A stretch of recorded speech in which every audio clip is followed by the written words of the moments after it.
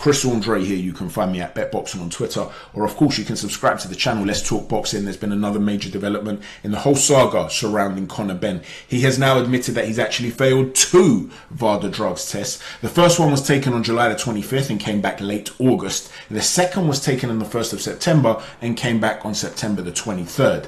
He insists that he's innocent and that he has been a victim of consuming contaminated food. We're going to talk about that. How plausible is it from a scientific perspective? We're also going to talk about Dr. USMAN as well. And, you know, a lot of people felt that he was potentially involved here. Chris Eubank Sr. had alluded to that fact. We're going to talk about Dr. USMAN as well. So let's start off discussing exactly what it is that Conor Benn has stated. He said, "I won't be boxing under the British board ever again. Now I know why my dad ripped up his license on TV. I will not box for them ever again. The way they have gone about this, the way they knew about this, they could have pulled the fight. I've given my license back. I won't be boxing with them ever again. As far as I'm concerned, the board can do one. I've got nothing to hide, but as far as I'm concerned, they've got it in for me. Tested positive, have been cleared to fight. But with me, they left it until days before the fight. I don't know what their reasons are. Could it be because my dad ripped up his license on TV? I don't know. I don't think they care about my innocence." So Conor Benn seems to be implying here that the British board have a vendetta against him. We had on this channel described the Eubank Benn fight as a family vendetta. It seems to be that he feels that his family is embroiled in another vendetta, a long-standing vendetta with the British Board of Boxing Control. I can neither confirm nor deny anybody's motives, of course, when it comes to what sort of feelings they harbour for the Benns and vice versa. But what we can do is consider the concept that he potentially consumed something. Is that defence a defence that's worthwhile? Well, first and foremost, I've got to laugh at a couple of the trolls that I've seen out there. One of them that really made me laugh was Leon the Canteen. He put out a brilliant tweet. Ben's favourite place to eat, and he put food hygiene rated 0. That tickled me because I'm really big on food hygiene. I've got a bit of a thing for it. I'm always on that website. You'll never catch me eating anywhere that's below a 3 at a push. I'm usually at a 4 or a 5. If it's below satisfactory, that ain't happening, man. I can't be sitting there eating my soup and all of a sudden I find a rat pube or something. Nah, man, that's not for me. So that one tickled me there, people mocking Conor Benn. Now, just for a quick little sidestep, staying relevant before we continue to explore the potential of food consumption and failing a test, Sonny Edwards is messaged by a guy called Jamie Spite, who said to him, hearing that Ben tested positive for the first time in July, which was clearly brushed under the carpet, and Hearn was going to carry on as normal. So for me, they're all in it together and they should be dealt with accordingly. And Sonny Edwards responded to say, so they were planning on keeping it buried anyway. How many times the fight has failed drugs tests and it's managed to be kept quiet? Surely this isn't the only example of them trying to do it. The reason this whole situation is important is because transparency can actually prevent continued corruption. In other words, let's say you brush this under the carpet, and I'm not talking about Eddie Hearn in particular, we're talking about generally, right? You get a fighter who tests positive, you brush it under the carpet. How do you know something isn't asked for in return for that? You can imagine it like a movie script. It's a kid, you failed your test, but don't worry, we're gonna keep you earning. But there's something you gotta do for me. The next thing you know, he asks him to take a dive or something like that. You know, a lot of organized gangs work in this way. You can threaten to hurt someone, to kill someone, and they will not bat an eyelid. They will tell you to do one, they're not bothered. But if you get something on him that he cannot feel can be exposed to the world, he may very well fold. That's not to say that that would happen to everybody. There are still people that will put their foot down and say, you know what, I'm going to release what it is you're blackmailing me with, that information, I'll release it to the world to take your power away from you, and I'll deal with the consequences. But there are others who can't face that prospect, and so will do what they're told to do. Now again, I'm not saying this is relevant to Hearn and Benn per se. We're talking about in general. This is a potential major problem for sport when you don't have transparency involved. You understand? In terms of the food consumption and the potential of that being the case here, back in 2019, WADA began the journey for a project to consider whether eggs and poultry were a source of minute amounts of clomifene in doping control samples. Now, this is a very important facet in this case. And there are certain elements which you're going to look at and say, okay, maybe Conor Benn has a potential defense here. And there are going to be other elements that you're going to look at and say, this just doesn't add up. And you need mental gymnastics to try and make this case add up. So let's consider it. Back in 2019, they described the project overview as the anti-estrogen clomifene is prohibited at all times in sport, and since 2011, a continuous trend in increasing numbers of adverse analytical findings is noted. Recent studies have outlined a particularly long detection window for clomifene in human urine. Now let's just take a little pause here because this is important. Firstly, you have to ask yourself, why is it that since 2011, we're seeing an increased trend of adverse findings when it comes to clomifene?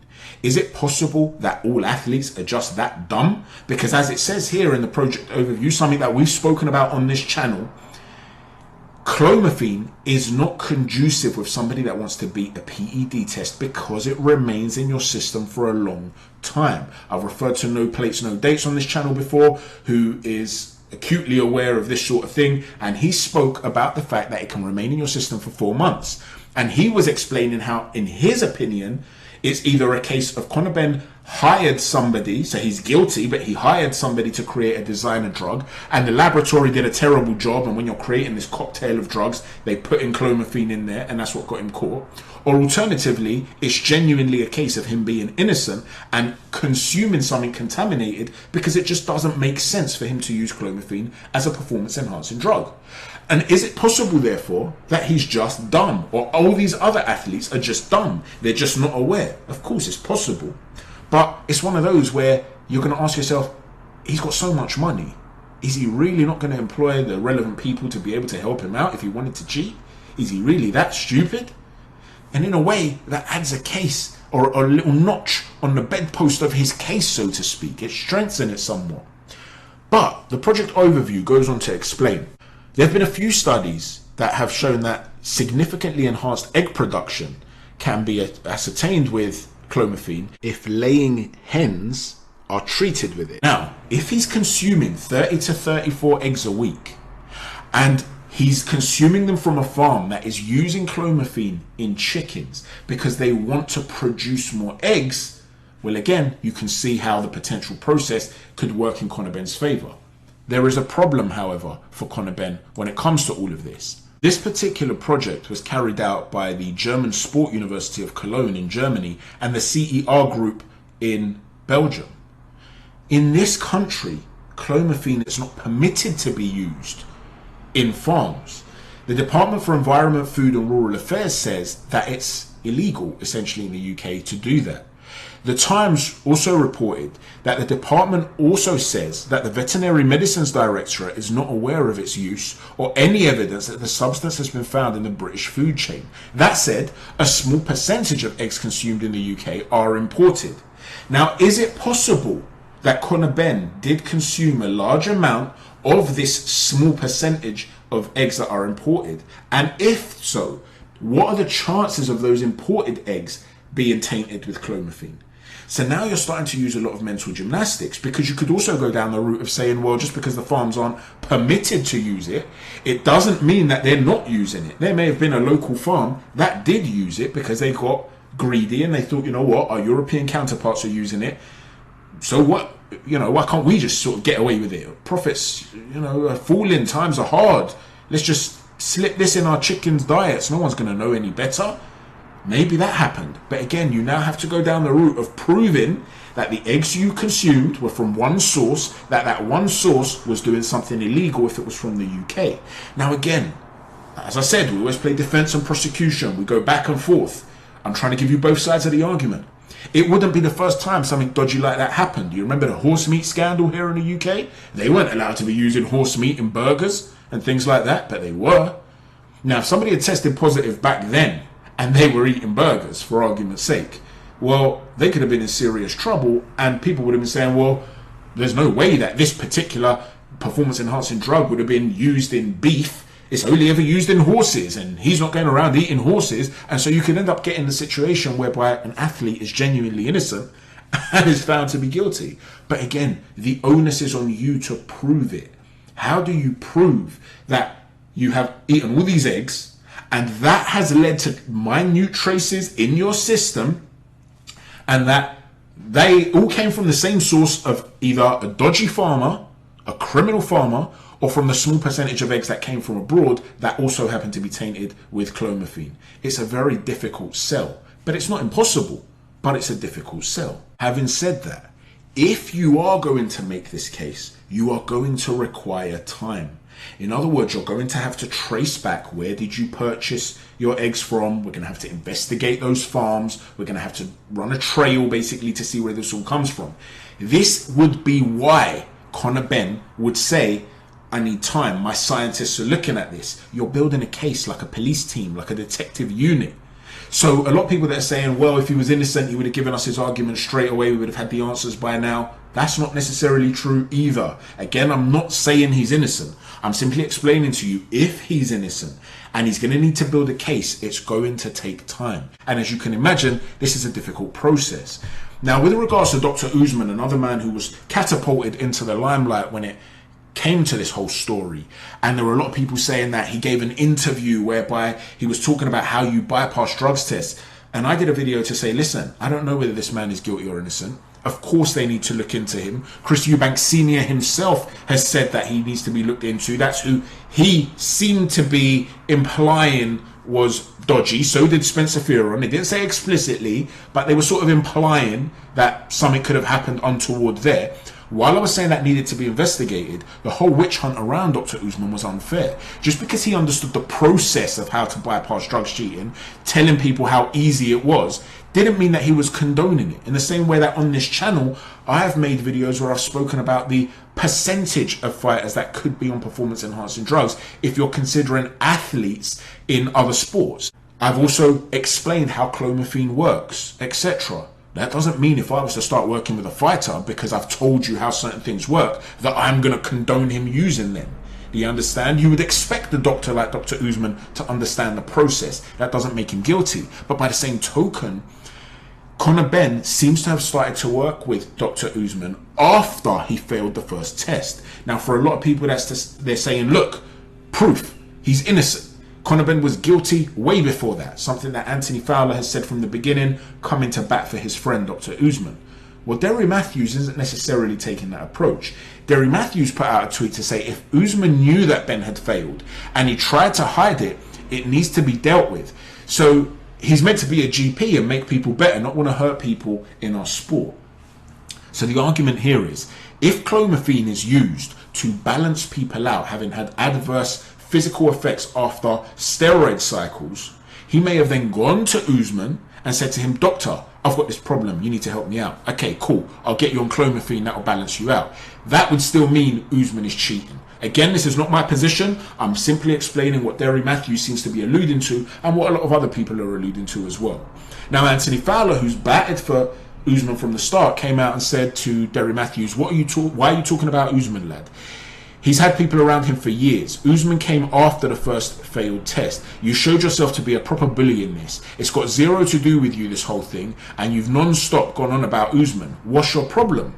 Now, somebody then, Pac-Man Joe, said, fair play to Anthony Fowler. I saw the abuse you took when you were trying to basically defend USMAN. And Anthony Fowler came out and said, if you can't stand by your friends when they need you, what kind of fella are you at the end of the day? And somebody else responded, problem is, and I don't think there would have been an uproar if the doctor hadn't tried to delete his account, his profile. Anthony Fowler said he's not cut from the same cloth to take constant abuse from people. So Anthony Fowler's made the case here of why he doesn't think it's USMAN. But what I want to do is touch upon something here, right? Remember on a previous video, I was explaining how you've got this issue whereby people aren't necessarily backing someone for the sake of it just because they've got personal relationships, but rather it's because they trust them. In other words, when people were going after the likes of Tony Bellew and Ricky Hatton, you're just yes men. Even Eddie Hearn, you're all a bunch of yes men. When it's one of your own friends that fails a test, you're lenient, but when it's somebody else that's not connected to you, you want them banned for life. This is a hypocrisy. And I tried to explain via an analogy of whether if your mum was to have been accused of committing a crime, how the evidence of that you would interpret very differently compared to the exact same evidence if somebody that was not close to you had been accused of the same crime and you saw the same style of evidence. You develop personal relationships, and that spawns trust.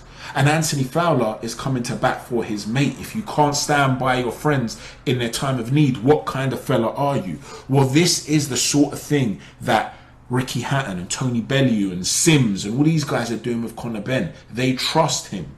Whether you trust him or not is irrelevant. Whether you trusted Usman or not is irrelevant to the likes of Fowler, Bellew, Hatton and all these other people. They have their personal relationships. They trust them.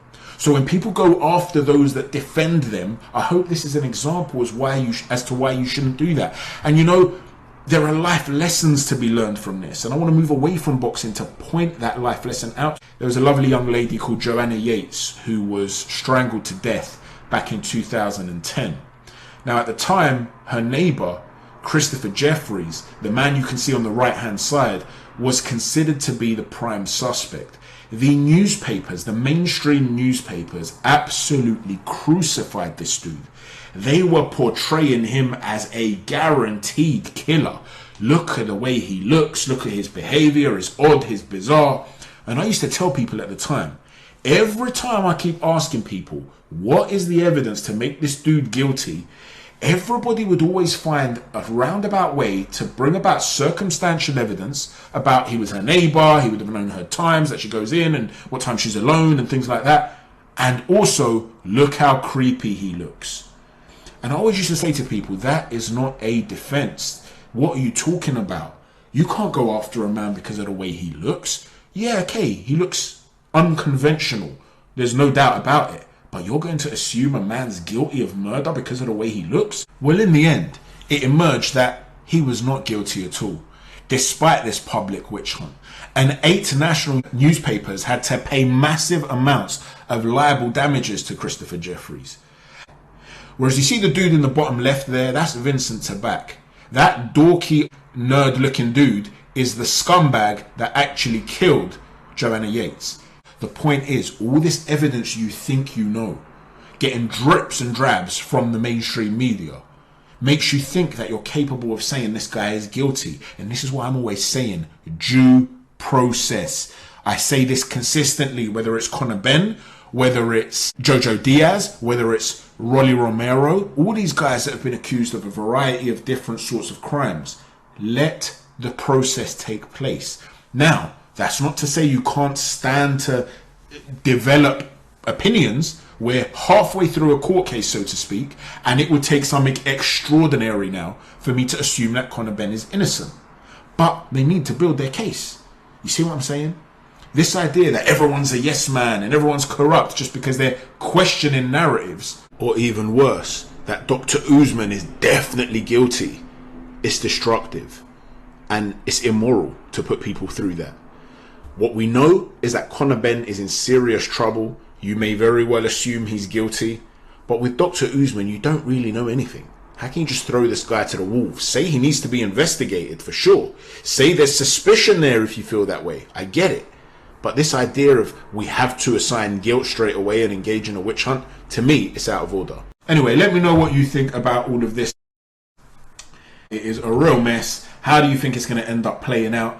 Please don't forget to hit a stiff jab on the like button, a right cross on the subscribe button, and an uppercut on the notifications button. Thanks for watching, everyone. Chat to you soon. Take care, and God bless.